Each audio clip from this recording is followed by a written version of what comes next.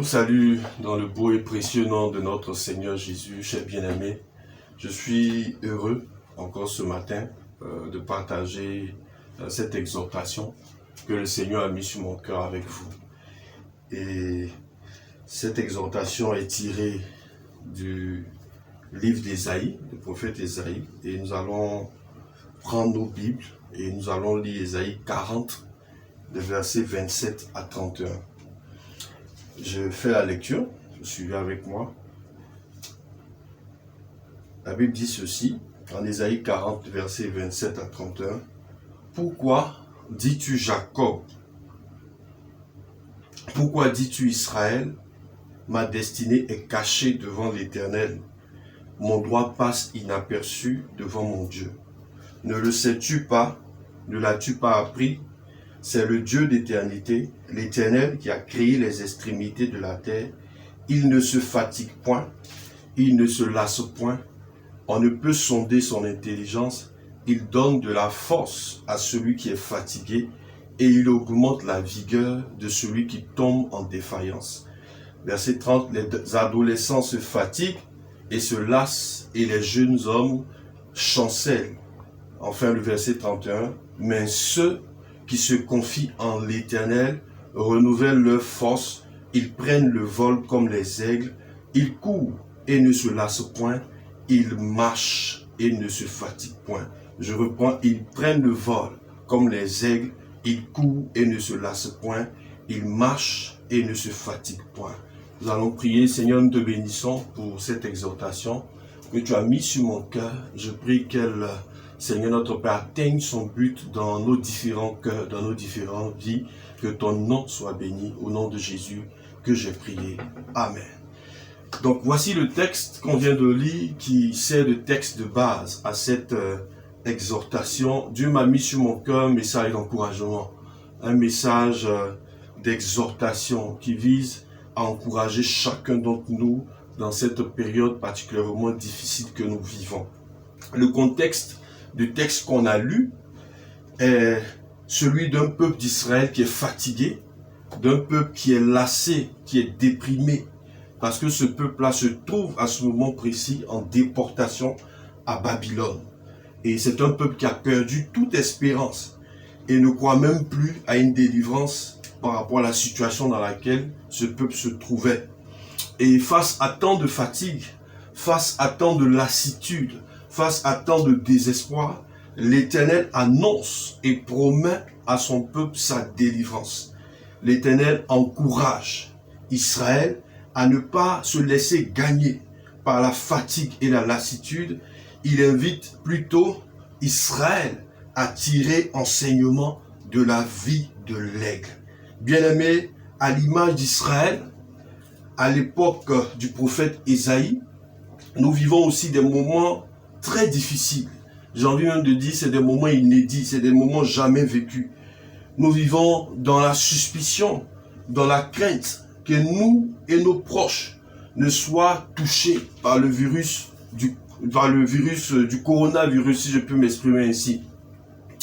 Plusieurs, malheureusement, dans cette crise sanitaire, ont perdu leur emploi. Et c'est difficile, c'est une situation de détresse qui peut donner lieu à une fatigue, j'ai envie de dire surtout morale, qui peut donner lieu à une lassitude, bien aimé, au point où, comme Israël, on serait tenté de se demander à Dieu, est-ce que mon droit, Seigneur, passe inaperçu devant toi, ou est-ce que ma cause n'a pas d'importance à tes yeux? Bien aimé, dans ce contexte de déprime, dans ce contexte de fatigue et de lassitude, comme j'ai dit, j'ai envie de dire généralisé, le Seigneur veut nous encourager. Il veut nous encourager et il veut nous exhorter ce matin à tirer enseignement de la vie de l'aigle. Car au travers de la vie de cet aigle-là, j'ai envie de préciser l'aigle royal, nous pouvons tirer de nombreux enseignements par rapport à la situation difficile dans laquelle les uns et les autres peuvent se trouver. Nous verrons 5 éléments sur la base desquels nous allons, bien entendu, tirer nos enseignements ce matin. Bien-aimés, le premier élément, c'est que l'aigle vole très haut. dans le ciel et il vit dans les hauteurs. C'est le premier élément. L'enseignement que nous devons tirer de cette première caractéristique de l'aigle est que ces difficultés, ces moments de fatigue, ces moments de lassitude et de déprime ne doivent pas être le lieu pour nous de nous éloigner de Dieu, des choses qui concernent Dieu, des choses de Dieu. Comme je l'ai dit tantôt, le premier élément, c'est que l'aigle, il vole très haut dans le ciel et il vit même dans les hauteurs. Et l'enseignement que le Seigneur nous invite à tirer, c'est que ces difficultés dans lesquelles nous nous trouvons ne doivent pas être le prétexte pour nous éloigner de Dieu. Ce sera au contraire un piège pour nous. Nous devons, au contraire, dans ces difficultés-là, nous attacher aux choses de Dieu. Alléluia. C'est vrai que ce n'est pas facile de méditer la parole de Dieu ou de prier dans de tels moments, mais la solution pour nous ne serait pas de nous en éloigner.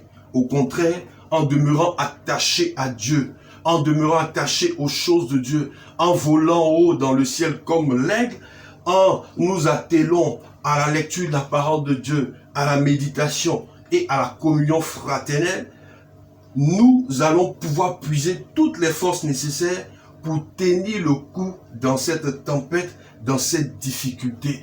C'est pour toutes ces choses que la Bible pouvait nous encourager à affectionner les choses d'en haut. Et bien aimé, dans ces moments difficiles-là, encore plus, nous devons nous affectionner à la parole de Dieu, nous affectionner à la prière, à la communion fraternelle.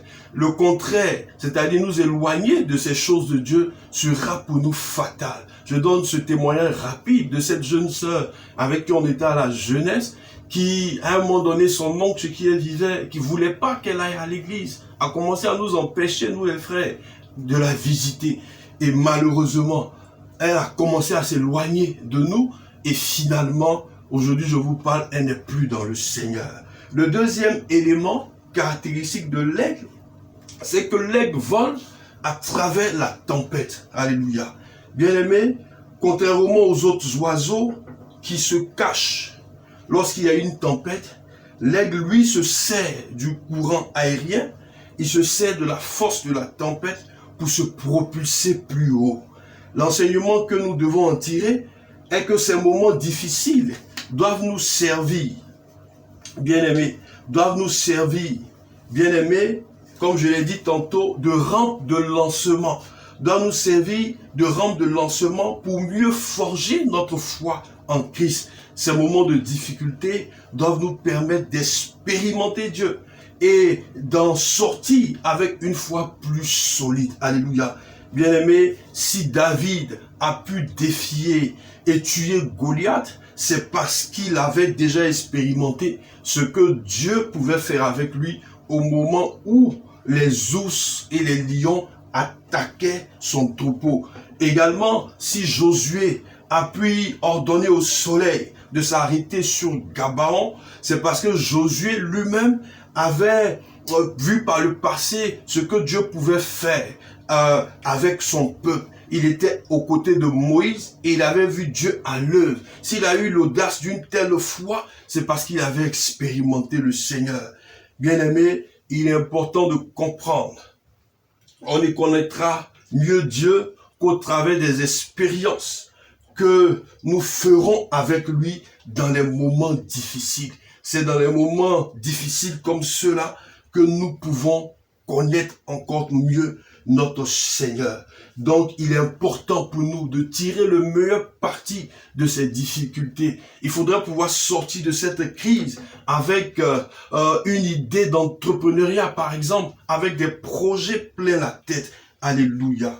Le troisième point d'enseignement aussi par rapport à la vie de l'aigle, c'est que l'aigle a une vision puissante et lointaine. Alléluia. L'aigle voit très loin.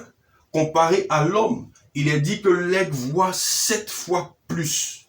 Il peut distinguer les petits détails à des kilomètres. La vision de l'aigle ne se limite donc pas à ce qui est sous son nez. Il voit plus loin. Bien-aimés, comme l'aigle, nous ne devons pas nous arrêter aux difficultés du moment. Nous devons voir plus loin. Nous devons voir plus loin que la difficulté du moment. Nous devons au contraire voir la délivrance que notre Dieu va opérer pour nous. Nous devons voir la délivrance que Dieu va opérer pour nous, comme il l'annonce dans notre texte de base. Le Seigneur annonce à son peuple qu'il va opérer une délivrance. Et Dieu nous annonce aussi ce soir que les difficultés dans lesquelles nous nous trouvons ne sont pas éternelles. Toute difficulté a une fin, bien-aimés. C'est pourquoi le coronavirus, qui est la difficulté du moment, va également prendre fin au nom de Jésus. C'est pourquoi aussi, ceux qui ont eu à perdre leur emploi dans cette situation, le Seigneur va les restaurer. Alléluia. Il est important que toi et moi, nous voyions très loin, plus loin, comme l'aigle, en nous consolant par les paroles du Seigneur, qui nous promet sa délivrance, non seulement dans le moment présent, mais aussi le Seigneur nous promet que dans le ciel, dans le lieu de repos, tout prendra fin, toutes les douleurs, toutes les difficultés dans lesquelles nous pouvons nous trouver prendront fin. Alléluia. Bien-aimés, nous poursuivons. Le quatrième élément d'enseignement, c'est que l'aigle est fidèle. Oui, bien-aimé du Seigneur, l'aigle est caractérisé par sa fidélité à toute épreuve à sa compagne. L'aigle est monogame et il reste fidèle à sa compagne toute sa vie, qui dans les recherches que j'ai pu faire peut durer jusqu'à 25 ans. Bien-aimé, à l'image de l'aigle, soyons fidèles à Dieu, dont l'Église est l'épouse. Alléluia. L'Église du Seigneur, ne l'oublions pas, est l'épouse de Dieu.